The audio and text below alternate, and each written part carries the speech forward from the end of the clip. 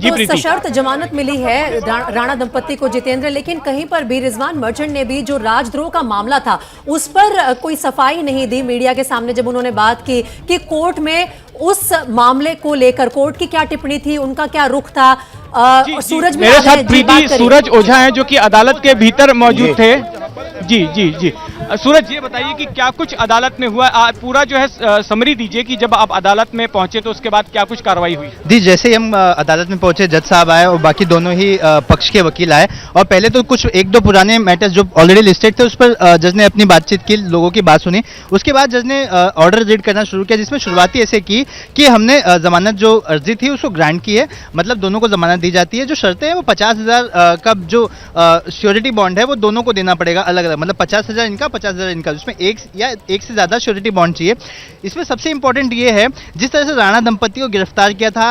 आपको याद होगा कि 149 की नोटिस देने के बाद उन्होंने मीडिया को इंटरव्यू दिया था, जिस इंटरव्यू में उन्होंने कड़े शब्दों का इस्तेमाल किया था, जिसके स्निपेट्स भी अदालत में इस्तेमाल किए हैं डिफेंस प्रोसिक्यूशन की तरफ से। ऐसे में कोर्ट ने उनको स्ट्रिक्टली कहा है कि आप किसी भी मीडिया से इस विषय के बारे में बातचीत नहीं करेंगे, ना ही सोशल मीडिया में पोस्ट करेंगे, अपने माध्यम से इस संदर्भ में कुछ नहीं कहेंगे। लेकिन अगर आप ऐसे करते हुए पाए जाते हैं, ऐसे में सबूत के आधार पर प्रोसिक्यूशन अगर हमारे पास चीजें लाता है तो आपका बेल उसी वक्त रिजेक्ट हो जाएगा। अच्छा, अब अगला अहम सवाल ये आता है कि आखिर ये लोग जेल से बाहर कब निकलेंगे।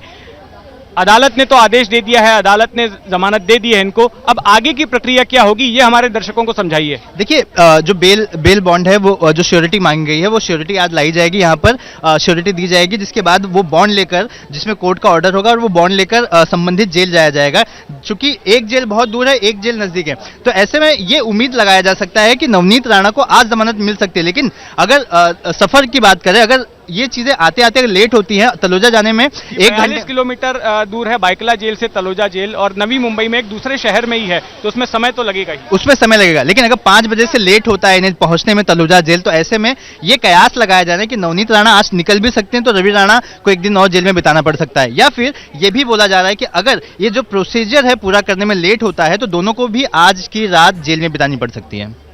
जी बिल्कुल सूरज, और मैं एक बार आपसे ये भी समझना चाहूंगा कि धारा 124A लगाई गई थी, राजद्रोह की धारा लगाई गई थी, तो उस सिलसिले में अदालत ने क्या कुछ ऑब्जर्व किया। अभी तो क्योंकि सिर्फ ऑपरेटिव पार्ट हमारे हाथ में आया है, अभी तो पूरी समरी हमारे हाथ में आई नहीं है, कोर्ट के ऑब्जर्वेशन हमारे हाथ में आए नहीं है, लेकिन हमारे दर्शकों के लिए ये बता दें कि इस सिलसिले में डिफेंस का क्या कहना था,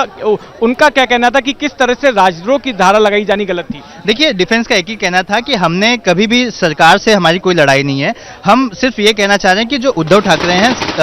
महाराष्ट्र के लिए जो करना चाहिए वो कर नहीं रहे हैं, इस वजह से 7:30 लगी है और हम जाकर हमें हनुमान चालीसा पढ़नी है। हम बड़े शांतिपूर्वक जाने वाले थे और हर प्रेस कॉन्फ्रेंस में उन्होंने यही कहा कि हम शांतिपूर्वक जाएंगे, कोई ना आए, हम अकेले जाएंगे। तो ये डिफेंस हमेशा ये बात बताना चाह रहा था कि देखिए, हम कहीं पे भी वायलेंस को सपोर्ट नहीं कर रहे हैं, हमको अकेले ही जाने की बात कर रहे हैं। लेकिन विशेष सरकारी वकील प्रदीप भरत ने यही बात बताई है कि 124A के ऊपर कोर्ट का क्या ऑब्जर्वेशन है, जैसे हमें पूरे ऑर्डर मिलते हैं उसके बाद हम अपना आगे का प्लान ऑफ एक्शन तय करेंगे। अगर हमें हाईकोर्ट जाना है नहीं जाना है इस पर हम निर्णय लेंगे। जी, तो प्रीति आपने सुना सूरज ओझा को जो हमें बता रहे थे कि क्या कुछ कोर्ट में हुआ था और इस आदेश के पहले जो है किस तरह की दलीलें जो है दोनों पक्षों की तरफ से रखी गई थी, ये सारी जानकारी हमें सूरज दे रहे थे। एक और चीज है, रिजवान मर्चेंट ने ये बात भी साफ की है कि उनके पत्र के बावजूद आज भी अभी तक भी नवनीत राणा को मेडिकल एग्जामिनेशन के लिए पुलिस वाले नहीं लेके गए थे, तो उसके चलते भी उनको जल्द से जल्द जेल से निकालना चाहेंगे। और ये जो बेल बॉन्ड पहुंचाना है और जो पूरी कागजी कार्रवाई है उसमें जरूर राणा दंपत्ति का जो पक्ष है, जो वकील है, चाहेंगे कि कोशिश हो जल्द से जल्द हो जाए। जी हाँ बिल्कुल, क्योंकि उनके हेल्थ को लेकर जो है कंसर्न्स जताए गए थे और ऐसी स्थिति में ये शिकायत भी की गई थी अदालत से कि उनकी खराब हेल्थ के बावजूद भी जो है उनको अस्पताल नहीं ले जाया जा रहा था, उनका इलाज नहीं कराया जा रहा था, और इस बात की शिकायत भी अदालत से की गई थी। और आज जैसे कि उन्होंने ही हमें खबर दी थी कि उन्हें आज अस्पताल ले जाया जा सकता है, चूंकि वो कोर्ट के भीतर मौजूद थे, इसके लिए उनको जानकारी नहीं थी कि आगे कुछ कार्रवाई जो है जेल एडमिनिस्ट्रेशन की तरफ से हुई, क्या नवनीत राणा को अस्पताल ले जाया गया या नहीं ले जाया गया, ये तमाम चीज़ों की चिंता उन्हें थी। लेकिन मैं आपको बता दूं कि अब जो जानकारी मिल रही है उसके मुताबिक ये बताइए सूरज, जो हेल्थ को लेकर कंसर्न्स जताए थे रिजवान मर्चेंट ने, उसको लेकर क्या अदालत ने किसी प्रकार की कोई टिप्पणी की? जी बिल्कुल नहीं, इस पर कोई किसी प्रकार की टिप्पणी नहीं हुई, क्योंकि हेल्थ को लेकर कोई भी बात ना ही डिफेंस की तरफ से ना ही प्रोसिक्यूशन की तरफ से कोर्ट में रखी गई थी। लेकिन आपको बात बता दें कि उनको स्पॉन्डिलिसिस की जो प्रॉब्लम चल रही है, इस वजह से रिजवान मर्चेंट ने जो लोकसभा स्पीकर से लेकर जेल के अथॉरिटीज़ को भी पत्र लिखा था, कहा था कि इसके लिए जो सिटी स्कैन के लिए सजेशन दिया है जे अस्पताल के डॉक्टरों ने, वो करा जाए ताकि पता चल सके कि स्पॉन्डिलिसिस की प्रॉब्लम कितनी बड़ी है, और उस रिपोर्ट के आधार पर ही उनको क्या दवा देनी है, उन्हें क्या ट्रीटमेंट देना है, ये निर्धारित किया जा सकेगा। लेकिन अगर ये सब करने में, प्रोसीजर करने में अगर आप लेट करते हैं, तो कल को नवनीत राणा को कुछ होता है तो